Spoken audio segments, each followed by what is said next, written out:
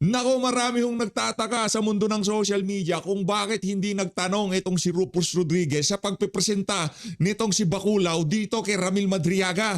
Kasi ho mga kababayan, itong si Congressman Rufus Rodriguez ang nagsabi dyan sa committee na yan na polluted witness itong si Ramil Madriaga. Tinakot nga ba itong si Congressman Rufus Rodriguez? Yan ho ang sabay-sabay nating malalaman dito sa video na to. I-share nyo ho itong video na to para makita na sambayan ng Pilipino kung paano lokohin ng Committee on Injustice Committee ang sambayan ng Pilipino. At dito rin ho sa video na to, nako, itong si Boss Jojo de Guzman, meron ho siyang nadiskubre.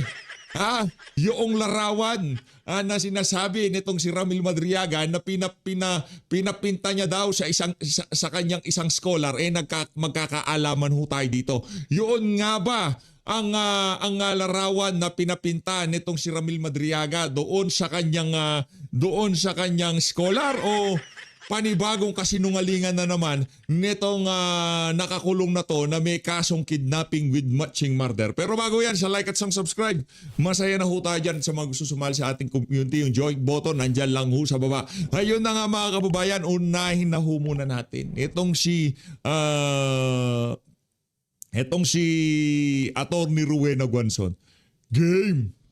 Nako. Madriaga, Oh. ano ba yung paiyak-iyak mo dyan? Nako po. Cry-cry ka dyan? Hawak mo naman ang script. Hawak mo ang script. Hawak ko ang script. Hawak ko ang script. Hawak ko ang script. Hawak ko ang script. Akala siguro ni Ramil mamaya kung itong si Boss Jojo de Guzman meron siyang isisiwalat. Aba, siyempre tayo din na meron. Meron din ho tayong nadiskubre. Kaya i-share niyo ho itong video na to para makita ng sambayan ng Pilipino na itong si Madriaga isang malaking sinungaling, isang malaking mambubudol. Con artist ho talaga mga kababayan. Mamaya ipapakita ko sa inyo. I-share niyo itong video na to para makita ng sambayan ng Pilipino kung gaano kasinungaling yung Madriaga na yan. Oo eh. Ano naman ang kinalulungkot mo? Huwag ka malungkot. Talaga ano? May award ka talaga siguro? No? May award. Oy, maleta ka. Maleta, yan. Alam mo, ito si Madriaga. Sinasabi niyang pinagkatiwalaan siya ng milyon-milyon, daan-daang milyon pera. Pero hindi niya mapakita kung empleyado ba talaga siya dati ni PRRD o empleyado siya ni BP Sara o ano, kamag-anak ba siya o ano, driver ba siya. Talagang he has no direct access or connection that he can claim as the basis for the trust and confidence na binigay sa kanya at daang-daang milyong peras. At hindi naman niya nasabi kung saan ang source nito. Paano masasabi na ang perang yan ay galing sa masama kung hindi mo man nakita kung saan yan kinuha? Pambira itong committee ni Congresswoman Luistro. Lahat parang affidavit ni Madriaga ay admissible lang. May affidavit na may supplemental pa. Baka naman may extra supplemental pa dyan. Yung extra power tide. Yung gano'n. Grabe kayo. Ang witness nyo ay detainee. Akusado ng kidnapping for ransom. Yan ang star witness nyo. With matching murder. Lahat na sasabihin yan para makawala lang siya dyan sa kulungan. Ano pa itong mga hearsay niya ng mga obviously fabricated na sinabi daw ni former President Duterte na si VP Sara ay bad student saka violent daw sa klase. Bakit? Classmate mo ba siya? Hindi, ano yun, ika nga, piniframe nila si VP Sara na hindi magaling, hindi pwedeng maging presidente, malayo doon sa kanyang, sa kinikwento sa kanya na napakahusay. Ito lang ho, simple lang yan mga kababayan.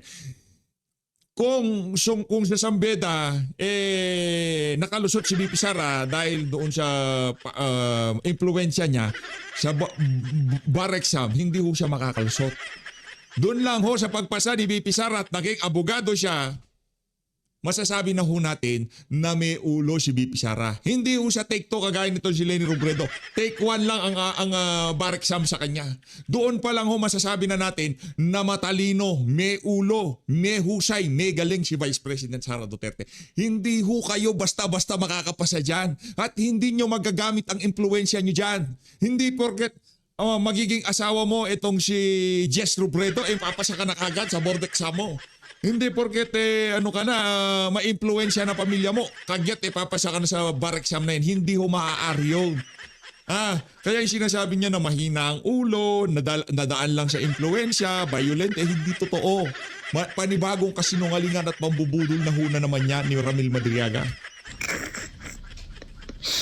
Alam mo, Hawak mo, kung di Ambit. ka matawa Hawak dito mo. kay Madriaga, mababatukan mo to eh. Mababatukan talaga. Hawak mo ang script, Hawak mo Madriaga. script, hawak mo script. Sige, iyak ka pa. Ayun na nga mga kababayan ang naging reaksyon nitong si Atty. Rowena Gonzon sa mga kabalbalan ng Star Witness, Smoking Gun, nitong si Jinky Luistro, nitong si, pangalan ng isa, yung si Kokey, at saka nitong si, basta sila ho dyan, mga may saltik sa utak yung mga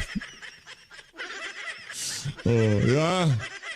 Lipat ho tayo. Eto, Boss Jojo de Guzman ho kayo. Ito, linagay ko dito ang FB niya para makita nyo at makapag-follow ho kayo. Malupit yan si Boss Jojo. Ay, isa yun sa mga iniidolo nating vlogger sa social media. May prinsipyo, paninindigan. Palakihin ho natin ang followers niya. Sundan ho natin itong si Boss Jojo. Jojo de Guzman, Connect TV, palakpakan. Ito. Pakinggan nyo ho kung gaano katinding manloko yan si Ramil Madriaga.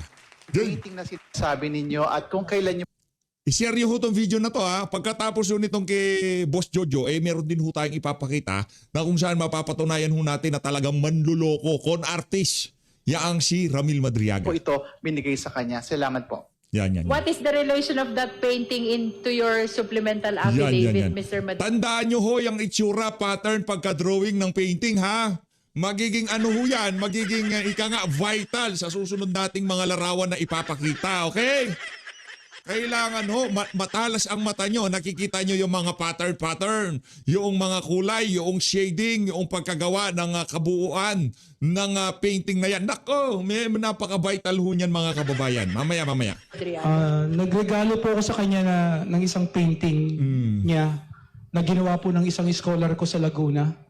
May mga scholars po ako sa Laguna. May isa po talagang talented fine arts. Ako din. Papagawan ko ng si VP Sara. Kasi hindi na kailangan ng scholar para pagawan ng ganyan si VP Sara, di ba?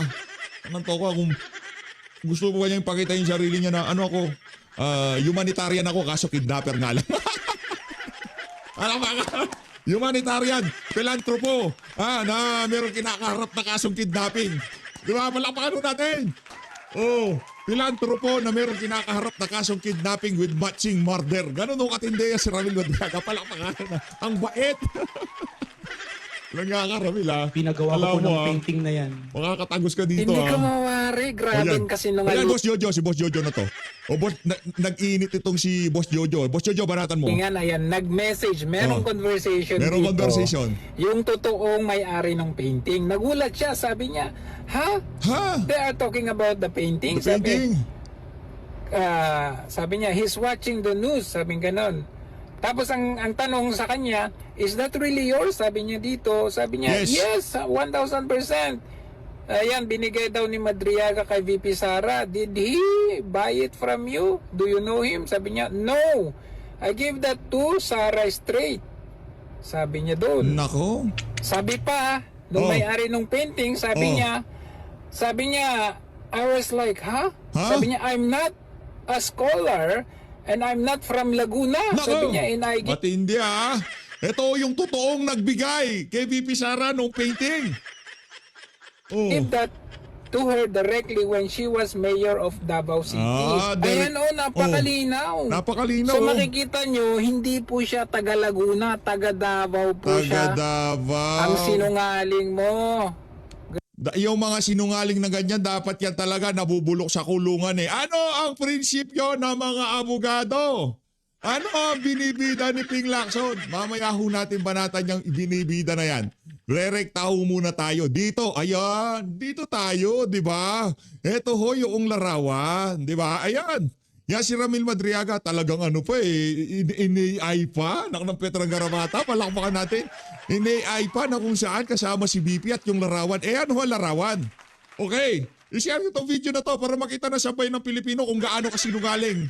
Itong may kasong kinakaharap na kidnapping na to, Kidnapping ang kinaharap na kaso nito. Literal na nangunguha ng bata. Di umano. Diba? Yun ang kinaharap niya kaso, kidnapping with matching murder. Ganon katindi. Tandaan nyo ho, yung pagmumukha na yan, pagka nasa lubong nyo sa kalye, bigyan nyo ng duffel bag. Ito, tingnan nyo ang pattern. Pattern. Sa pattern tayo ha. Talasan ng mata. Ayan ho, yung larawan ng painting na ibinigay kay VP Sara, hindi ni Madriaga. Eto na ho mga kababayan. Eto na ang larawan na ibinigay ni Madriaga. Ayan ho ang binigay ni Madriaga kay VP. Teka, hindi makita yung itsura. Ayan ho si Madriaga at yaan yung painting na ibinigay kay VP Sara. Okay ha. Tingnan nyo ho ng maigi. Yung original na ibinigay kay VP Sara, ipinagaya ho nitong si Ramil Madriaga. Ayan ang binigay ni Ramil Madriaga. Yang larawan na yan ang binigay ni Ramil Madriaga. Ayan, tingnan nyo ho yung mga pattern, shade ng kulay. Yung original na ibinigay nung pinta nitong painting na to, gold yung background. At yung mga pattern sa gilid, ang shade ng kulay niya, orange, black, at saka meron siyang isa, dalawa, tatlo, apat na guhit dito, tapos meron siyang parang triangle dito sa baba. Tingnan nun natin yung ibinigay ni Ramil Madriaga. Anak na toka, sinungaling naka-Pilipinyana brad Hindi naman yan teka lang. Hindi ko masagad doon na lang sa ulo. Doon lang tayo sa ulo para, dito sa buhok ng binigay na painting kay VP Sara, ang pattern ho, hindi naman, ito ang binigay na original kay VP. Medyo golden yung background. Tapos naka-ponytail, merong pink tsaka yellow, orange tsaka yellow. Tapos merong parang nakatirintas ang buhok. Meron siyang pattern din dyan. Yung ibinigay ho ni Madriaga, anak ng toka, para kulay ng tae ang buhok. Hindi naman si VP Sara yan. Baka yung kapitbahay nyo yan, Madriaga, hindi si VP Sara. Sinungaling Anak ng Petrang Garapata, eto, ayan, Ramil Madriaga, yan yun Yan yung binigay niya kay VP Sara, ayan yun. Hindi naman yan yung binigay niya, iba ho. Ganon ho kasi nungaling yung Ramil Madriaga na yan. Anong sabi ni Ping Lacson? Anong sabi ng mga abogado? Falsus in uno, falsus in omnibus. Dyan natin gamitin yan. Falsus in uno, falsus in omnibus. Dito pa lang ho sa isang larawan na to, mai-establish na natin na sinungaling si Madriaga. Ano gagawin natin dito? Ayan sinungaling Iba Iba yung larawan Yun yung original na larawan. Tapos merong pirma dito. Parang lim ata yung yung pagkasulat. Lim yung nakalagay na nagpumirma, di ba? Nakita nyo si Boy Iyak, di ba? Pagkatapos niyang nag-drawing, lalagyan niya Boy Iyak 2026, di ba? Ito ho, parang merong L tapos IM, parang lim yung nakalagay dyan. Hindi natin alam, hindi natin kilala kung sino yan. Pero ang pirma ng gumawa ng painting na yan. Ngayon, ito yung kay Madriaga. Wala namang pirma. Ano sinasabi nitong sintu-sintu na to? Nuknukan ng kasinungalingan itong mama na to. Kaya, ang sinasabi ko sa inyo mga kababayan, i-share nyo itong video na to. Dahil dito na ho tayo magkakaalaman. Dito na ho maghahalo ang balat sa tinulapan. Joel Chua, ilabas mo na yung mga duffel bag mo. Thank you, Madam Chair. Madam Chair, I've noticed. Teka lang i-display ko sa magkabilang gilid nitong si anong pangalan nito? Itong gilid ni Joel Chua, yung original na picture yung original na painting at yung replica ni Madriaga para masabi na yung larawan ibinigay niya kay VP Sara. Wait lang ho, ilagay ko. Ayan, para kwentas klaras tayo. Di ba? Para kwentas klaras tayo dito na yang si Ramil Madriaga inuknukan ng kasinungaling. Nakikita nyo mga kababayan, iba yung inahawakan niya, iba yung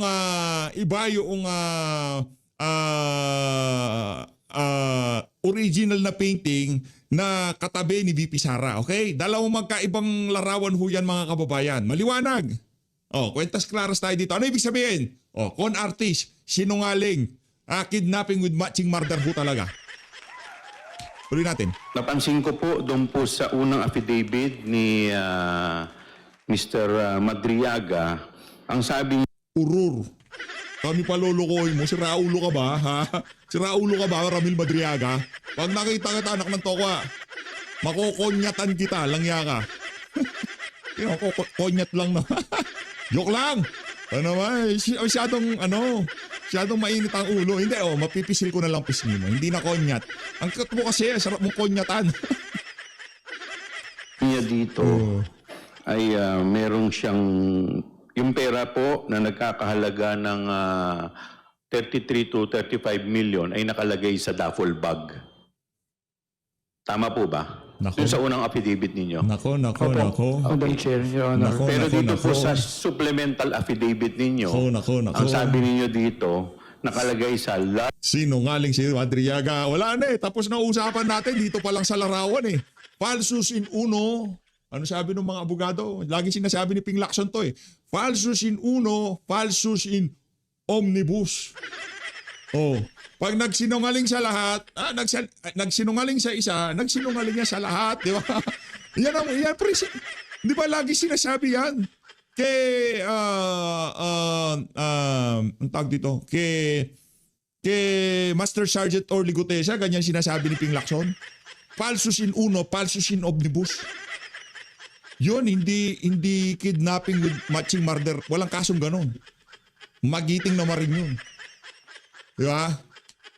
large dark bags. So Yan na, hindi yan niyo po na. dito mine-mention yung duffel bag. So ano po ba yung Yun na. pinaglagyan ng pera? Duffel bag o ordinaryong bag? Pwede po ba paki-describe ninyo? Ayan na. Duffel bag po, large Duffel bag. duffel bag. Okay. Meron ba tayong sample ng Sample. duffel bag dito? Tanggalin ko lang to para makita nyo lang si Joel Chua kung gaano siya katanga. Malalaman po ba ninyo kung gaano kalaki po yung duffel bag na inyong binabanggit? Yung props. Ay, nakanda yung Meron mga po props. kaming dalawang Ayan. Pinaglagyan pa ng pera yan, Congressman Joel? ganito po. Ano po dito sa dalawang to? Wala po sa dalawa, Madam Chair. Wala? Wala. Wow, palpak. Tanga. Magdadala ka na lang ng props, maliit pa. Sira, ng toka. Magdala ka ng props, laki-lakihan mo na. Yung maleta galing kay Zaldi ko. Pinakita mo maleta. Kulang yung 35 million dyan. Ang sagutin mo, Joel Chua, ito sagutin mo. Yung ipinatayong barangay hall sa tapat ng eskwelahan tapos dinurog lang. Bakit? Bakit? Kasi mali yung pwesto. Hinarangan yung hangin na pumapasok sa mga eskwelahan dahil sa pagiging bida-bida mo. Yan ang sagutin mo. Sinayang nyo ang pera ng sambayan ng Pilipino. Nagpatayo kayo ng kung ano-ano na mali naman, hindi dapat. Sa bagay, construction nga pala to. Sigurado, meron na namang politiko na may kickback dito. Malamang sa malamang. Hindi ko alam kung si Joel Chua yan. Tuloy. Yung itsura lang, kamukha. Kamukha? Wala din po. Wala. So, ibig Palpak! Bida-bida. Yan. Hindi ka magbida-bida, ha? Kanya ka. sabihin, pwede ba mas malaki dito? Tatlong doble po o apat. Mas malaki dito? Opo, malaki. Wow! Madam Chair. Mali. Mali ang props. Sorry. Ibig sabihin po, Sorry, hindi naging sensational ang pagbibida-bida nitong si Joel Chihuahua. Mali yung ilinabas niya. 3 times nung bag na pinakita ko po. 3 to 4 times, Madam Chair. 3 to 4 times. Paano bubuhatin yun? Hinihilang ganun. Ulo talaga itong si Ramil Madriaga. Lakas ng tama. Bigger. Opo. Doon po sa Lakas ng tama, no? Para kang tanga nun. Ang laki ng bag mo, 3 to 4 times. Paano bubuhatin yun kung mag-isa? Hinihila mo, magmumukha ka si Raulo sa daan, no? Linagyan mo ng tali. Para ka nagpipenitensya. Anak lang to. mas malaking duffel bag na pinakita po natin. Opo, pahaba po, pataas. Pataas, ito po, na sa screen. Dito po sa screen, ayan po. Makitid po yan, tsaka wala pong gulong yun. Tapos, Walang gulong, makitid. Makitid po yan. Yun po malapad. Mga dalawa pong ganito po. Ang lapad po. Ang lapad. Tapos ang kapal po mga isang... Sa ano? Ang kapal, kasing kapal ba ng mukha nitong si Joel Chua? Kasi kung kasing kapal ng mukha ni Joel Chua, aba, malamang maniniwala ako dyan. That would be all. Tapos Madam na. Chair. Anak na Any to. other clarificatory question? Anak na to. The Honorable Ayun Adjong. pala. Thank you, Madam Chair. Adyong. Maraming salamat po. Magandang hapon, Mr. Madriaga. Gusto ko lang pong linawin yung inyong salaysay dahil ito ay nilahad sa wikang Ingles. Para po maintindihan ng karamihan sa atin ngayon, gusto ko lang pong tanungin yung mga few portions doon po sa inyong paglalahad ng inyong affidavit and yung supplemental affidavit. Madam Chair, let us remember that, again, I also echo the sentiment of my good friend, Representative Lagbas, that we should confine our questions with the complaints under the Saballa et al. Complaint. Party po doon sa complaint na yon ay yung sinasabing utilization ng confidential funds which is amounting to 125 million. Sinabi niyo po, Mr. Madriaga, sa inyong salaysay na on December 20, 2022, nakatanggap kayo ng tawag kay VP Sara at sabi niya, and I quote, "Sir Ram, please coordinate with Colonel Nolasco. Meron tayong deliver sa San Pablo, Laguna, sa Night Strip at sa Ombudsman." Tama po ba yun? Although in English, tinagalog ko na lang po yung ano ha. Tama po ba yun? Tama po, Madam Chair. Tama po, Your Honor. Tama po. Ito pong si Colonel Nolasco na sinasabi po ng Vice President, ito po yung sinasabi niyo po din sa inyong affidavit na pinakilala niyo po. Na matagal niyo na pong kakilala na ano po yung in what capacity were you together before you introduced Colonel Nolasco to the team of VP Sara or VP Sara? 2018 po ako nag-start sa PSG sa utos po ni dating Presidente Duterte. Okay. Nakilala ko po noon si Colonel, Major pa lang po siya noon, Major Lachica.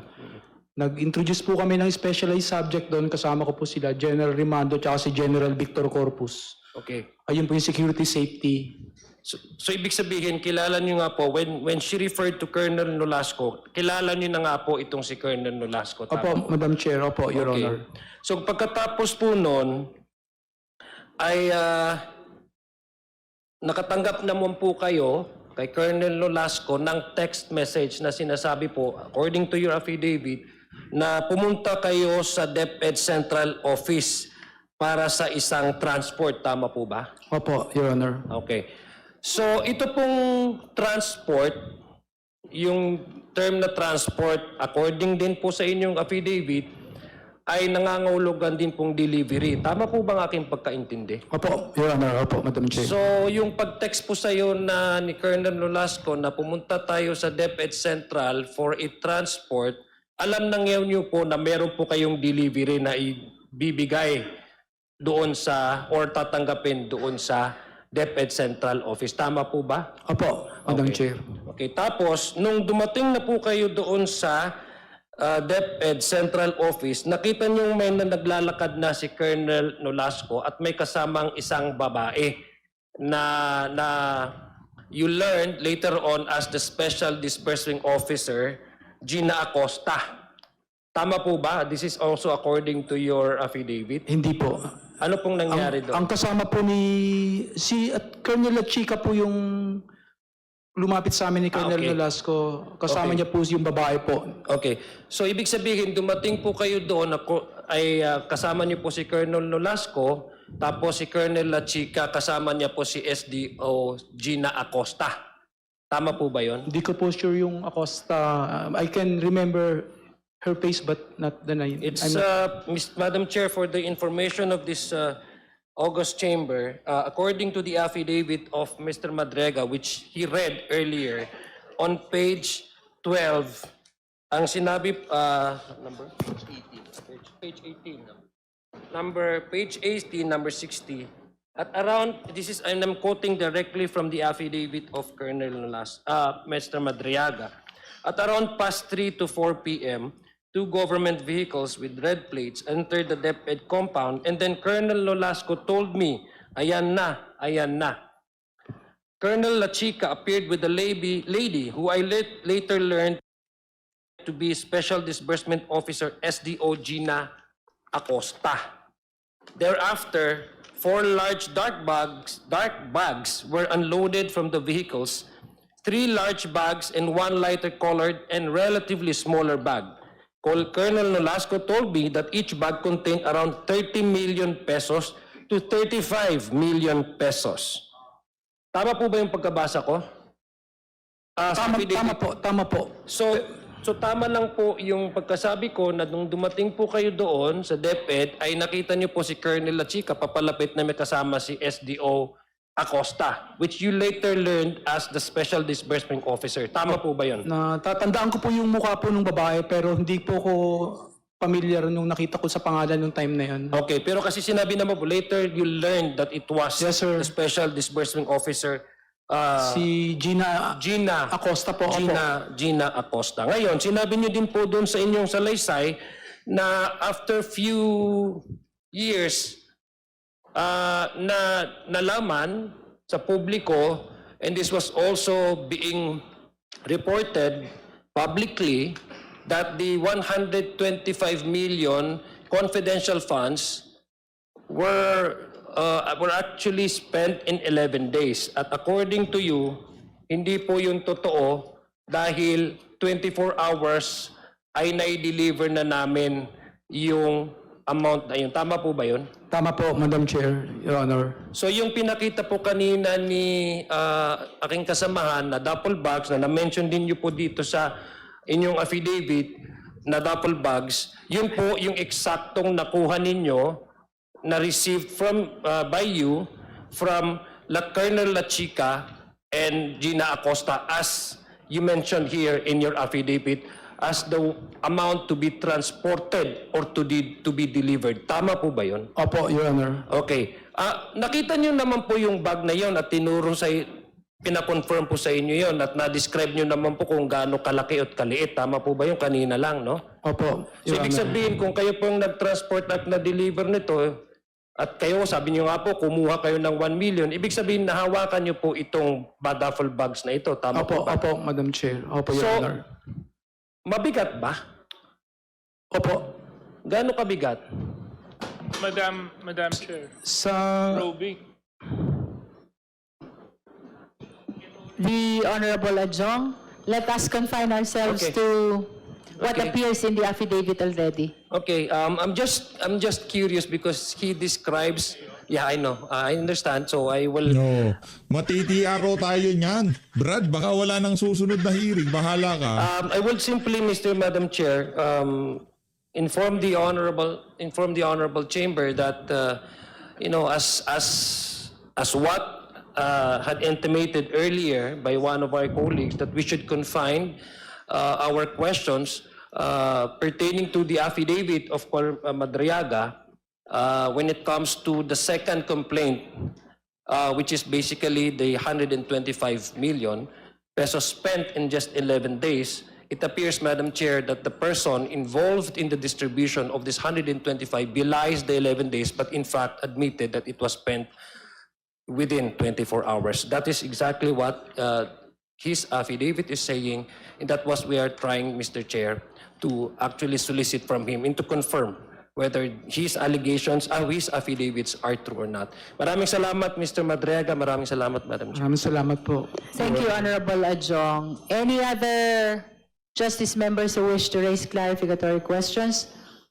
I will be calling Honorable Abante, and then Honorable Jokno, and then Honorable Tino. Madam Chair, before they, Is this a point of order? no, I just wanted to finalize some of the questions. With the indulgence of the Justice members I have called already, mayroon yata pong naiwang question si Kong Ridon. So with your indulgence, we recognize the Honorable Ridon. Maiksi na lang po. Very important to Madam Chair, Mr. Madriaga, na maging tapat sa komite at sa bayan dito sa usapin po na ito dahil mabigat yung mga paratang.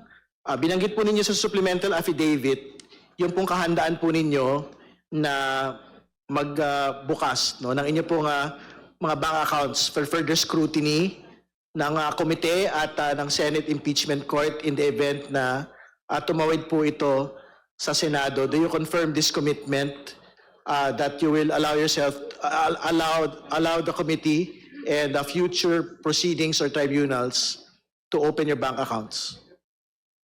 I confirm po, Madam Chair, So at this, Your Honor. okay, at this point po ba, Mr. Madriaga, kayo po ba ay pipirma ng bank waiver para ho mabuksan ng lahat ng relevant bodies katulad ng komiteng ito, katulad po ng Senate Impeachment Court at ng iba pang mga law enforcement or investigative bodies na masilip po yung nilalaman ng inyong pong bank account. Kasi particularly, binanggit po ninyo sa inyong pong affidavit na marami pong kaperahan na pumasok at lumabas sa inyong pong mga accounts. Do you confirm that you will sign a bank waiver? Opo, Madam Chair, I will sign po. Alright, yun lang po, Madam Chair. Thank you. Now we recognize the Honorable Abante. Madam Chair. Thank you. Is this a point of order, Honorable Not a Ilago? point of order, but may I also be listed in Yes. one of the... Yes. Thank you. Same here, Madam Chair. Yes, Honorable De Lima. Now is Honorable Abante's turn. Salamat po, Madam Chair. Thanks, Nabanggit mo yeah. sa supplemental affidavit mo, Mr. Ramil Madriaga, babasahin ko mula doon sa number 14. Ang sabi nyo ay, sometime in 2021, PRRD gave me 25 million. Yun po ba ina-attest ninyong tama? Opo, Madam Chair, po, Your Honor. Ibinigay sa inyo ni PRRD mismo. Siya personally, yung 25 million. Opo, Madam Chair, po, Your Honor. Pero sinasabi niya, wala siyang pera eh. Meron po, Meron. madami po. Ayos Galing Itong Alam, 25 million na ito, ang sabi mo dito, to purchase high-end motorcycles. Kaya bumili kayo ng dalawang 2021 model Harley-Davidson motorcycles at nilagay nyo sa pangalan ng anak nyo. Tama ho yun po. Opo, sa akin po, tsaka sa anak ko. Tapos, bumili po kayo ng Ducati motorcycles, nilagay nyo naman sa pangalan nyo. Opo, Madam Chair. Opo, Your Honor. Okay. I am sure na ito pong mga binili nyo, meron pong OR and CR to, hindi po ba? Opo, Madam Chair. Opo, Your Honor. Yung po ba itinatago ninyo? Opo. At ilalabas nyo po sa tagtang panahon? Anong connection pagka may ORCR pinabili na ba talaga? Nakalagay ba doon sa ORCR itong sasakyan na to pinabili nitong si dating Pangulong Rodrigo Duterte? Benny Abante naman. Mas magaling ka naman dyan. Tagal-tagal mong nawala. Kala namin napaano ka. Tapos yan lang ihahain mo? Kraulo ka ba? Opo, Your Honor. Okay, so, Madam Chair, pinapaliwanag po ng ating resource person dito na tinatago po niya ang OR and CR ng dalawang Harley-Davidson motorcycles na nasa pangalan ng anak niya at yung Ducati motorcycles na nasa pangalan niya. Ito naman si Benny Abante, binibig deal yung tinatago ang ORCR. Natural, ORCR yan. Kailangan yan pag magre-rehistro ka at ibibenta mo yung sasakyan. Pagkabili mo ng sasakyan, itatapon mo yung ORCR? Problema yung pinagmumukha nilang tanga yung sambayan ng Pilipino. Madam Chair, naitago daw yung ORCR. Natural, ORCR yan ang sasakyan, kaya itatago yan. Ayan po, gusto ko lang sabihin na ito po ilalabas niya, Gayon din yung mga binili mo na mga Yamaha, di ba? Ilan yung nabili mo nakalagay dito? Pito po na brand new na Yamaha NMAX. Oo. Yun din po ba nasa pangalan ninyo? Ay, hindi po, sa mga leader na po ng isip. ang sinabi po ninyo, lahat po ng mga ito, number 18 nakalagay nyo, all purchases of these motorcycles, including the aforementioned accessories, were paid in cash using the money given to me by PRRD. Apo, Tama Your ho Honor. ba yun? Apo, Your Honor. Akala ko wala siyang pera. Madami po. Madami po siyang pera. yan. Opo. oh. Gusto ko lang pong ipaliwanag na marami palang pera sa PRRD. Yeah. Hindi po si BP Sara nagbigay sa inyo. Hindi po. Alright. Ngayon, the fact na pwede nyo... ang problema dito, kinidnap si dating Pangulong Rodrigo Duterte. Paano natin mapapatotohanan na totoo ang sinasabi ni Madriaga? Isa lang ang solusyon dyan. Pauwiin natin si Tatay Digong. Palakpakan. Di ba? Kung gusto natin mapatunayan na totoo talaga sinasabi nito si Madriaga, ipatawag natin si Tatay Digong. Isubpina natin siya dyan sa Injustice Committee. Di ba? Para magkaalaman na. Kaya hindi pwede yung ganyan, yung mga laway-laway lang. Hindi tatagos kay PH Update yan, laway-laway na yun ni Madriaga. Ipatawag natin si Tatay Digong. Pauwiin natin siya dito. Ano natin, tawag dito, subpina. Tawag doon, pagkatao, mayroong tawag dyan sa subpina na yan di ba? O, pasubpina mo.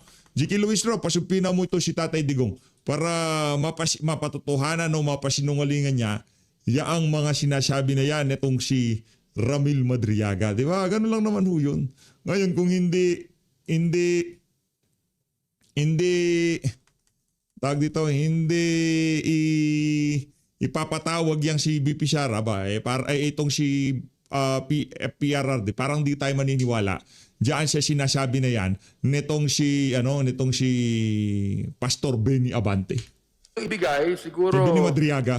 Madam Chair, hindi lamang dito sa committee hearing na ito, kundi kung yan po ay nasa Senado na, ay pwede mong ibigay yan. O pwede mo rin ibigay sa amin ngayon para makita po namin. Ngayon, yung pong inyo ring binanggit na 175 million. Siya pala, ito pong 25 million na ito po ba ay personal na pera ni Presidente, dating Presidente, o ito po ikinuha rin naman sa gobyerno? Personal po. Personal? Apo. Hindi po sa gobyerno yan? Hindi po. Okay. Honorable Abante, the last question is a probing question already. Ano So- ba? Anong gagawin natin yan? Naitanong na niya, nasagot na rin. Di ba kailangan talaga i-TRO yung kalokohan na yan? Tinanong nyo, probing question, itananong nyo, sinagot niya. Anong gagawin natin yan? Nangyari na yung pinaka hindi pwedeng mangyari diyan sa pagdinig na yan. Saltik So talaga. may I ang mga- solicit a motion to strike out from the record the last question and the last answer of Madriaga Tulad po ng as to the nature of the money that was handed to him. tulad po ng sinabi ni Congressman Rufus, I submit to the Yes, may I solicit a motion? So moved, Madam Chair. There is a motion to strike out from the record the last question on the nature of the money that was handed to Ramil Madriaga. Is there a second? Same has been seconded. Any objection? Hearing none, the motion is approved. Please Okay. strike out from the record. Pwede ko bang ituloy po, Madam Yes, Chair? you may proceed, Honorable Abante. Yung pong 175 million na ibinigay ni Lin Wei Xiong. Yan, Siya po yun ba siya. ay, gusto ko lang malaman, Madam Chair, baka probing na naman to. Di ba?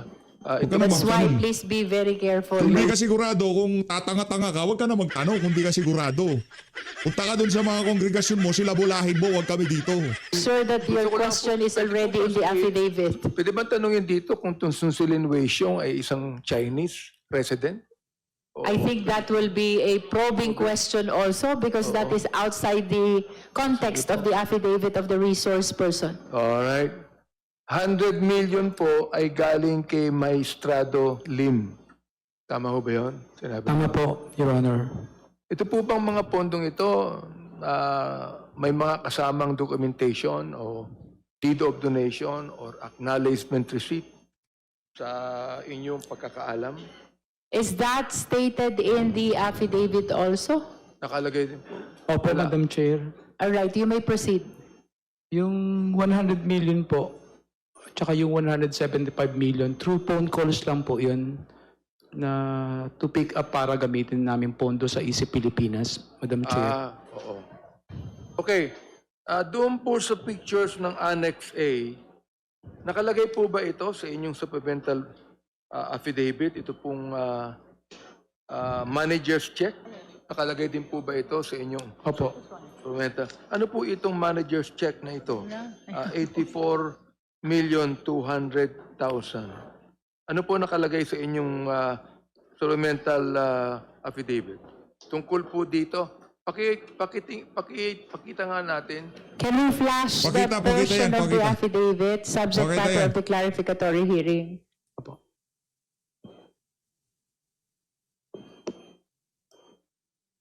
Hindi po naipakita ito eh. Ito ba kasama din? Yung 4.8 million na manager's check. Kasama rin to sa inyong supplemental affidavit. Opo, kasama po. Kasama rin po. Medyo mapakita natin. The allegation on the 4.8 million in the affidavit.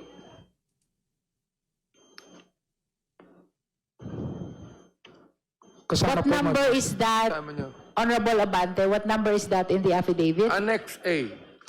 Annex A1. Oh, it is an attachment. An It is an yes. attachment. Oo, pero kasama sa supplemental Yes. affidavit. That is annex. Annex A and Annex A1. Can we flash Annex A and Annex A1?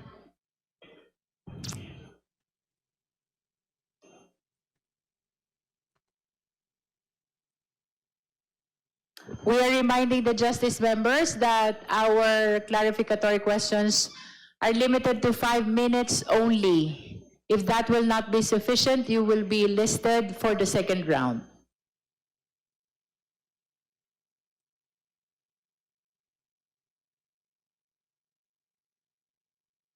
Wala ba? Annex A and Annex A-1. These are attachments to the impeachment, to the supplemental affidavit of Mr. Madriaga. Kindly flash. There. Ayan. Okay, Pero let's start hindi- with Annex A. Hindi nyo po nailagay sa inyong supplemental affidavit kung sino nabigay sa inyo. Itinawag po ni dating Presidente Duterte na pick-upin ko po sa safe house namin sa Eastwood. Sira ulo Yung dalawang cheque, tsaka cash. Pero dalawang cheque po na yan, hindi ko po na ipinalit kasi wala po akong account sa land bank. Tsaka masyadong malaki po. Alam ko po pwede akong ma-imbestigahan sa... Hindi po Galing cheque, ah. Experta. diba? So walang bigat yan. Oh, walang Diba? bigat yan. Apo. Oh. Cheque, no? Opo. Ang bigat na sinasabi mo, eh baka sa AMLAC, ganun. Opo, yung inisip ko po pag dineposit ko po. Madam Chair, pwede po ba nating ipatawag ang ilang mga pangalan dito nabanggit ni Mr. Ramil Madriaga? Siyempre For example, pwede. Bakit like hindi? si Anthony Monsayak, si Colonel Nolasco, si Colonel Chica, Patawag pati yan. yung Gina Acosta.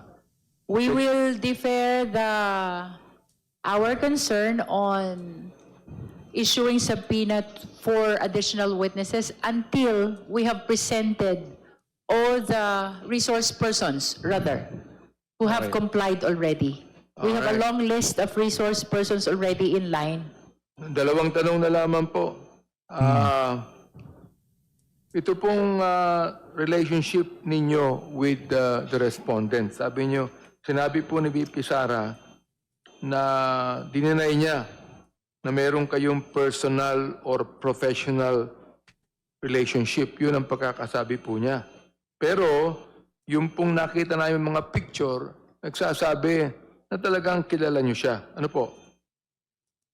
Opo, Madam Chair. Meron po ba kayong ebidensya like non-logs, visitors entries or gate passes sa Malacanang o Davao City Hall o sa OBP That is a probing question already, Honorable Abante. Bakit? Bakit Bakulaw? Wala bang ganon? Kasi kung merong ganon, ilinabas na yan, ini-attach na yan sa kanyang affidavit. Kung wala sa kanyang affidavit, baka malamang sa malamang, wala ho silang ganyan. Okay? Wag nyo hanapin yung wala. Ang ano na lang nandyan, yun na lang yun. Kay talaga, oo. Masyado kayong mga demanding. Okay. Wala siguro. Anyway, Yan ang sinasabi ko. Kung meron yan, merong gate pass, merong kung ano-ano, ipinakita na yan, Benny Abante. Ito naman si Benny Boy. Oo. Yun lang po. At meron pa pero hindi ko na itatanong. Baka probing question uli. Alright. Thank you. So, maraming For the salamat. guidance of the justice members, we are reminded to confine our questions to merely clarificatory because this is just a clarificatory hearing. We are not holding a trial. Your probing questions must be raised during the stage of the trial already. Now we proceed to our next justice member, the Honorable Chel Jokno. Damage ang inabot nitong Injustice Committee.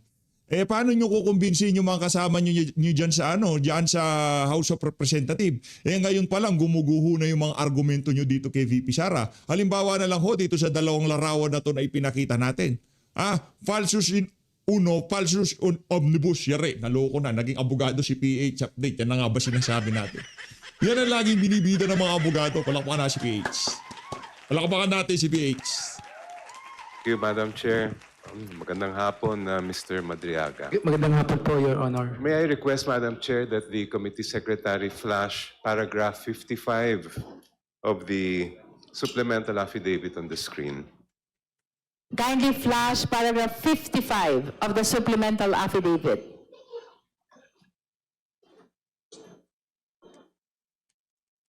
Sabi po ninyo, Mr. Madriaga, I quote, in the morning of December 20, 2022, Sarah called me and said, Sir Ram, please coordinate with Colonel Nolasco, etc. Sino pong Sarah ang tinutukoy niyo dito? Si Vice President Sara Duterte po, Your Honor. Ngayon, saan ka tinawagan? Sa landline ba yan o sa cellphone? Sa cellphone ko po, yung designated na cellphone ba ginagamit namin. Yung cellphone na yun ba ay prepaid o postpaid?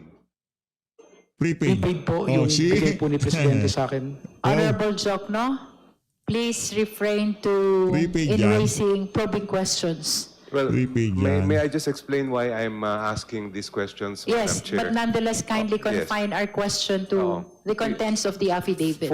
For the committee to fulfill its duty of determining whether Mr. Madriaga is telling the truth or not in his affidavit, it would be good if we could have some independent corroboration of his statement.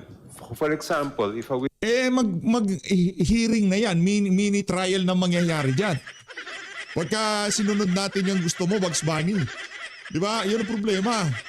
Pagka sinunod na natin yung gusto mo, mini trial ng kalalabasan natin. Sinabi ng saligang batas, yung mga ganyang tanong nakareserba para sagutin sa impeachment court. Yun. Mayayari tayo dyan, Bugs Bunny. Wag ganun. witness were to say, tinawagan ako, at may papakita niya halimbawa yung kanyang cellphone na na-save niya noon na meron talagang pumasok na call, then we can reasonably say, nagsasabi yan ng katotohanan. Or if, for example, the cellphone records will attest, kung let's say postpaid ang kanyang account na talagang may tumawag sa kanya ng ganitong araw, again, we will be able to fulfill our duty and say, talagang nagsasabi ito ng katotohanan. At the same time, we can also, through the cellphone records, assuming, let's say, it's a postpaid, even identify kung nasaan lugar siya noong certain day and time. So that's why I'm asking these questions, simply for us to be able to fulfill our duty Honorable of assessing Jokno. the truth. But I do have just a few more questions, if I may, Madam Chair. Of course, Yes, please. if it is probing, I will submit to the discretion of the court, of the Honorable Chair. Nabanggit niyo rin sa paragraph 55 na meron kayong natanggap na text message. Ang tanong ko lang po ay, na-save niyo ba yung message na yon? Yung sabi niyo dito na galing kay VP Sara? Lahat po ng text niya sa akin, tsaka nila Colonel Nolasco, tsaka si former President, nakasave po sa iPhone ko. Yan. Hindi ko po ako nagbubura. Dahil Yan. yun po yung binigay sa akin ni Presidente Duterte. Last question, Madam. Asan yung iPhone mo? Ang dapat kasunod doon, nasaan ang iPhone mo? Alam ko na sasagot niya nun. Nawala na po, Mr. Chair, Madam Chair. Chair, if I may. Mapoforensik naman yan, makikita yan kung totoo kasinungalingan na sinasabi Saan niyang po yung Madriaga. iPhone na yun yung sinasabi? Honorable Jokno, I will lament submit- that I have to prevent you from raising further questions along that line because that is probing already. Thank I'm you. sorry, but let us always be reminded that this is merely a clarificatory hearing. Thank you, Madam Chair. Are you finished, Honorable Jokno? Yes, Chair. Thank you. Now we recognize the Honorable Amben Amante. I'm sorry, before Honorable Amben, Honorable Tino first. Madam Chair, may I also... Yes, I will list you down. Thank you, Chair. Madam Chair, am I recognized? You may proceed, Honorable Tino. Thank you, Madam Chair. Well, Madam Chair, una follow-up lang dun sa ni-raise ni Congressman Jokno. Mr. Madriaga says na meron siyang cellphone at nandun yung mga text message. Can the committee then subpoena the phone with the text messages, Madam Chair? Anyway, mentioned siya sa affidavit, and I think we should have access to such messages to verify the affidavit. The Chair intends to defer discussion on the issuance of subpoena of further evidence and witnesses until all the resource persons that we have invited have been presented. Please understand that we have a long line of witnesses to present, and each one of them have documents to present as well. So until and unless we are done with them, let us not or let us differ from discussing the necessity of issuing subpoena for additional evidence. Honorable Tino. Thank you, Madam Chair. Then I will just make the motion at the proper time. Madam Chair. May I just correct myself in the use of witness? All the persons we invited are resource persons and not witnesses. Madam Chair, That's for the guidance also of the justice members. I would like to make a motion to include the supplemental affidavit to the fourth impeachment complaint, Madam Chair. So I move. You are adopting the supplemental affidavit of Ramil Madriaga in support of the fourth impeachment complaint. Yes, thank you. Is that a motion, Honorable Abante? I'm making a motion, Madam Chair. So do I hear a second to that? Is there any objection? Hearing none, the motion is granted. Madam Chair, may I The Honorable Laila De Lima. thank you, Madam Chair. May I also make the same motion?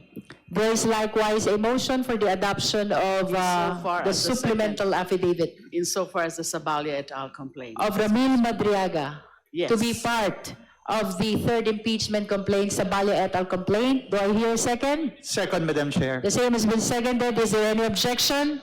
Hearing none, the motion is likewise granted. Granted, syempre. May we know if Honorable Tino has concluded? Not yet? You may I have continue. started, Madam Chair. Okay, thank you, Madam Chair. Una, sinabi po dito, tumawag si VP Sara kay Mr. Madriaga at inatas na to coordinate with Colonel Nolasco. At sinabi sa paragraph 56, nagkita sila at tinext siya ni Colonel Nolasco and then nagkita sila sa DepEd Central Office. Okay. Madam Chair, pwedeng ma-clarify lang bakit po nagkita sa DepEd Central Office at ano ba ang role ni Colonel Nolasco? Bakit nasa DepEd siya? Honorable Tino, I lament that your question is a probing question already. Well, Madam Chair, is it... Maybe you can just I will ask just- the resource person to confirm if indeed Oo. Nolasco was there, they met in DepEd, but to go beyond what is contained in the supplemental affidavit would amount to probing already, testing the statement or the allegations contained No, in Madam the Chair, affidavit. actually, gusto ko lang pumalinaw, sino ba si Colonel Nolasco? Ano ang role niya? I mean, context. it's to provide to. Okay, you may proceed. Thank you, Madam Chair. Who is? Who is Colonel Nolasco? Ano ba ang papel officially? Ano ang kanyang role sa DepEd? Kung alam lang po ni Mr. Madriaga. Mr. Madriaga? Si Colonel Nolasco po nung time na nanalo po si VP Sara, ang sinabi po niya sa akin baka pwedeng lumipat na po siya ng VP-SPG nung nalaman niyang mag-separate na po. Sabi po niya sa akin baka pwedeng ipalipat mo na ako doon. Kaya po nailipat ko siya doon. Then sinabi niya siya po daw ang inilagay as security officer for DepEd. Ayun, okay. So thank you Mr. Madriaga at yun nga po. So naklaro na si Colonel Nolasco ang security officer ng VP-SPG na naka-assign sa DepEd. Opo. Kaya doon po sila nagkita sa DepEd. So yun po yung clarification na gusto natin dito. And to further emphasize, member siya ng VP-SPG. Yung VP-SPG, yan yung Vice Presidential Protection and Security Group. Okay, thank you. Ngayon, ito naman, sabi nyo sa paragraph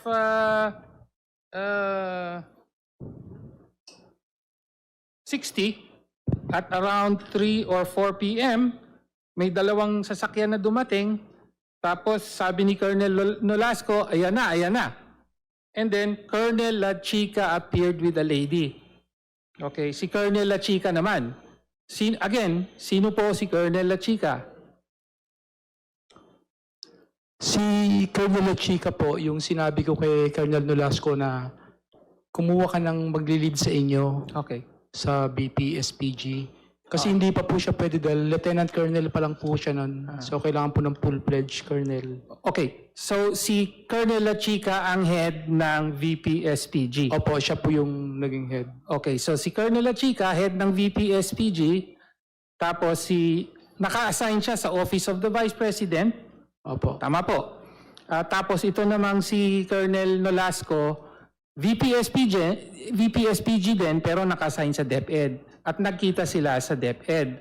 At may kasama siyang, sabi nyo nga, si Colonel La Chica, kasama niya yung isang babae at meron silang bit-bit na 4 na large dark bags. Tama po? Tama po. So sila ang may dala ng pera.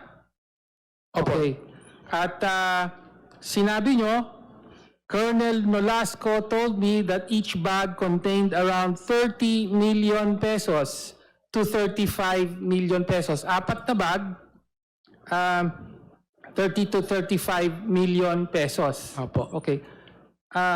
Later, sinabi nyo sa dulo ng section na ito, a few years later, I read from several media reports that the 125 million pesos OVP confidential funds in 2022 were reportedly utilized in just 11 days. This is wrong because I personally disposed the money in less than 24 hours. No? Bakit po nyo nasabi yun na 125 days? Let me just confirm. Dahil po ba na yung 4 na bag, kapag in-addition natin, 30 million to 35 million, pwedeng mag-total ng 125 million. Tama po ba? Tama po. Kaya sinabi nyo sa dulo na mukhang ito yung 125 million. Opo, Tama po ba? Tama po, Your Honor. Okay. Tapos, sinabi nyo, yung babae na kasama ni Colonel La Chica na nasa Office of the Vice President, sabi nyo rito, you later learned to be Special Disbursement Officer Gina Acosta. So sabi nyo, nung nagkita kayo, hindi nyo siya kilala. Tama po ba? Opo, Madam Chair. Opo, Your Honor. You just later learned na siya pala si Gina Acosta. Tama po, Your Honor. At siya ay Special Disbursement Officer. Ngayon, mahalaga po itong datos na ito. Could you just please explain yung who I later learned to be? Bakit niyo po nasabing who I later learned to be? Paano nangyari yon? When did you later learn it? Yung unang nakita ko po siya nung time na yon, hindi ko pa po siya kilala. Okay. Tapos nakita ko po siya news nung 2024. Okay. Yung same face po nung babae na nakita ko, yung pagkaiba lang po yung headband. Na Okay. siya po si STO. So nakita niyo na napanood niyo na lang later sa isang news news Opo, report sa TV at sabi niyo yung nakita ko yung pala si Special Disbursement Officer Gina Acosta. Ngayon, bakit po importante yung datos na yung detalyeng ito? Dahil just for the record, Madam Chair, ang Special Disbursement Officer ng Office of the Vice President, siya yung direktang inappoint ng Vice President para humawak at mamahagi ng confidential funds. Yun lang po ang gusto nating manote dito. Ayun naman pala, yun lang pala gusto mangyari nitong si Congressman Tino. As always, maraming salamat po sa pag-support sa PH Update. Ang bottom line dito, yaang sinasabing kasinungalingan ni Madriaga, sinampal ho natin siya ng katotohanan. Yan ho ang bottom line dito. Yan ho ang nagdudumilat na katotohanan na hindi pwedeng pasinungalingan netong si Jinky Baculaw at ng kanyang mga kasamahan. Na napakasinungaling niyang Ramil Madriaga na yan. Maliw natin Pilipinas. Maraming salamat mga kabayan.